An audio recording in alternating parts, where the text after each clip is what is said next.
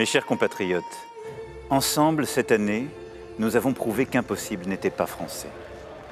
Nous avons été la première nation à modifier notre constitution pour garantir le droit des femmes à interrompre volontairement leur grossesse. Nous avons fait avancer l'égalité femmes-hommes, entre autres grâce au courage de celles qui ont su dénoncer. Nous avons continué de bâtir une écologie de progrès, de lutter contre le changement climatique en baissant nos émissions, en ouvrant des usines, en continuant aussi de nous battre pour notre présent et notre avenir. Nous avons célébré la bravoure de nos résistants et de ceux qui nous ont libérés, 80 ans après, de la Normandie à la Provence. Nous nous sommes souvenus de ceux tombés pour que la France se relève, nos héros, nos aînés, nos alliés, ceux venus de tous les continents pour libérer la patrie. Nous avons eu aussi, comme promis il y a un an, des moments de grande fierté. D'abord, nous avons organisé cet été des Jeux olympiques et paralympiques aussitôt entrés dans l'histoire, entrés dans nos mémoires et dans nos cœurs, qui ont fait vibrer un pays uni, de Saint-Denis à Tahiti, et ont montré une France pleine d'audace, de panache, follement libre. Une France qui rayonne avec ses exploits sportifs, ses émotions, sa générosité. Une ville de Paris magnifiée. Nos Jeux olympiques et paralympiques, oui, sont et resteront un moment inoubliable de la vie de la nation. En ce mois de décembre 2024, comme nous l'avions promis, nous avons rendu au culte et rouvert au public Notre-Dame de Paris. 5 ans après l'incendie de 2019, Notre-Dame rebâtie demeure le symbole de notre volonté française. Des milliers de compagnons, d'artisans, de femmes et d'hommes ont rebâti la cathédrale jour après jour pendant ces 5 années. Elle a été rendue à tous et le monde entier a pu admirer ce travail. Demain, sachons garder le meilleur de ce que nous avons été durant cette année 2024, unis, déterminés, solidaires, et face à chacune des grandes épreuves, face à ce que tant et tant disaient impossible, nous avons réussi parce que nous avons été ensemble. Unis, déterminés et solidaires. Nous l'avons aussi été face aux épreuves et aux drames de 2024. Les catastrophes climatiques, la crise que traversent encore aujourd'hui nos agriculteurs, que nous continuerons de protéger et de soutenir, les tensions dans plusieurs de nos territoires et le ralentissement économique mondial. Ensemble, nous sommes aujourd'hui aux côtés des habitants de Mayotte, auxquels nous pensons avec émotion et fraternité. Et nous sommes et serons bien entendu aux côtés de l'ensemble de nos territoires d'outre-mer, depuis les Antilles jusqu'à la Nouvelle-Calédonie qui a tant souffert ces derniers mois. Nous sommes aussi confrontés à l'instabilité politique. Elle n'est pas propre à la France. Nous le voyons aussi chez nos amis allemands qui viennent de dissoudre leur assemblée. Mais cela nous inquiète légitimement. Je dois bien reconnaître ce soir que la dissolution a apporté pour le moment davantage de division à l'Assemblée que de solutions pour les Français.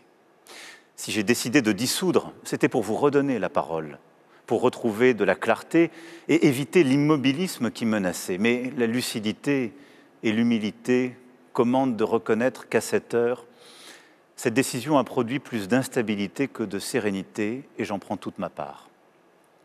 L'Assemblée actuelle représente néanmoins le pays, dans sa diversité, et donc aussi dans ses divisions. Elle est pleinement légitime et dans cette configuration inédite mais démocratique, elle doit savoir dégager des majorités, comme le font d'ailleurs les parlements des grandes démocraties, et notre gouvernement doit pouvoir tenir un chemin de compromis pour agir. Je remercie ici Michel Barnier, qui après Elisabeth Borne et Gabriel Attal, s'est engagé avec sincérité. Et j'adresse tous mes vœux à François Bayrou et à son gouvernement. Je souhaite que l'année qui s'ouvre soit celle du ressaisissement collectif, qu'elle permette la stabilité, les bons compromis pour prendre les bonnes décisions au service des Français. Car nous ne pouvons pas nous permettre d'attendre. L'année 2025 doit être une année d'action, une année utile pour vous et pour vous permettre de vivre mieux.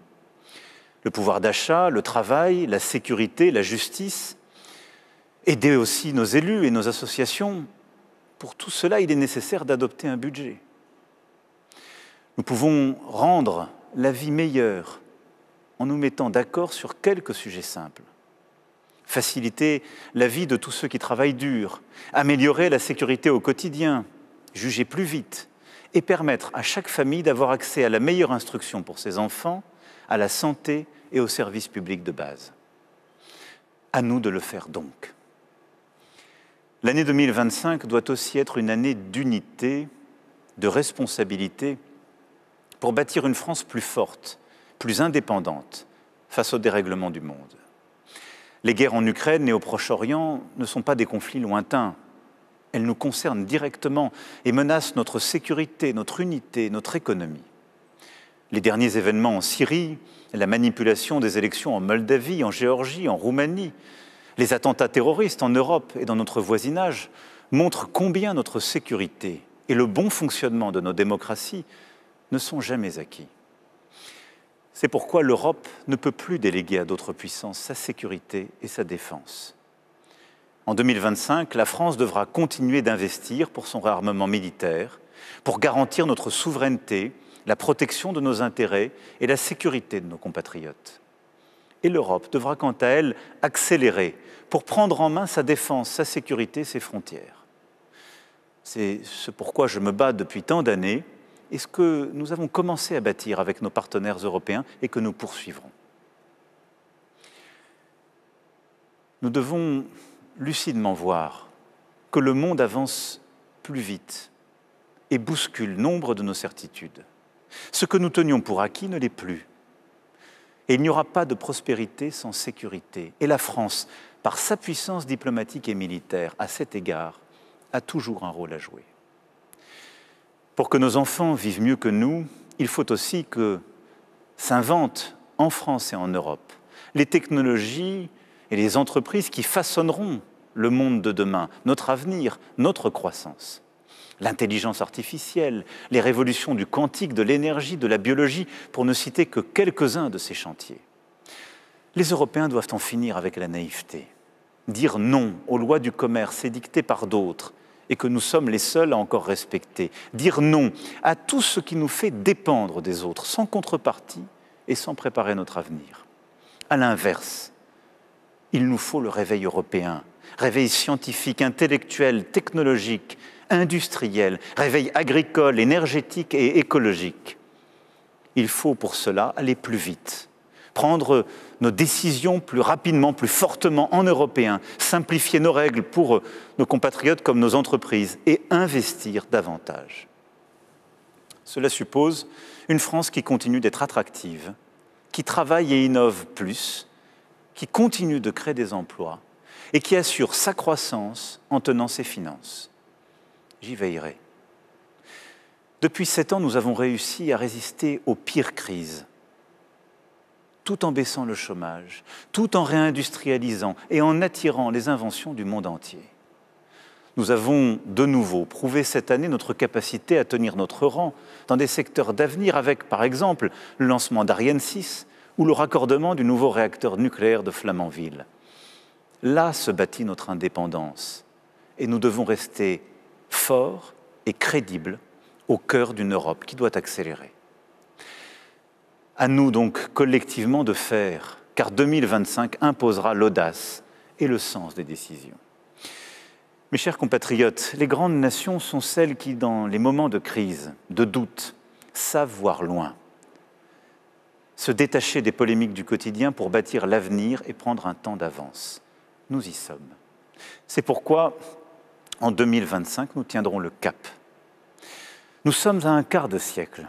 Une partie des promesses de l'an 2000 ont été tenues, mais tant de désordres, de déséquilibres sont apparus aussi. Alors pour le quart de siècle qui vient, je veux que nous puissions décider et agir avec 2050 en ligne de mire. Nous aurons des choix à faire pour notre économie, notre démocratie, notre sécurité, nos enfants. Oui, l'espérance, la prospérité et la paix du quart de siècle qui vient dépendent de nos choix aujourd'hui. Et c'est pour cela qu'en 2025, nous continuerons de décider et je vous demanderai aussi de trancher certains de ces sujets déterminants. Car chacun d'entre vous aura un rôle à jouer. Chacun d'entre vous sera nécessaire pour réussir ce projet que je viens rapidement de brosser devant vous. Oui, comme pour les grands chantiers qui ont fait notre histoire et encore l'année qui vient de s'écouler, chacun d'entre vous est nécessaire pour bâtir une nation et une république plus belle encore. C'est pour cela que je nous souhaite pour 2025 d'être unis, déterminés et fraternels. Très belle, très heureuse année 2025 à vous et à vos proches. Vive la République, vive la France.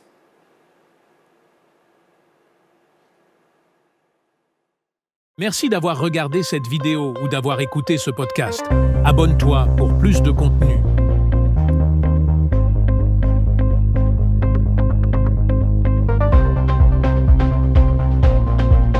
Merci d'avoir regardé cette vidéo ou d'avoir écouté ce podcast. Abonne-toi pour plus de contenu.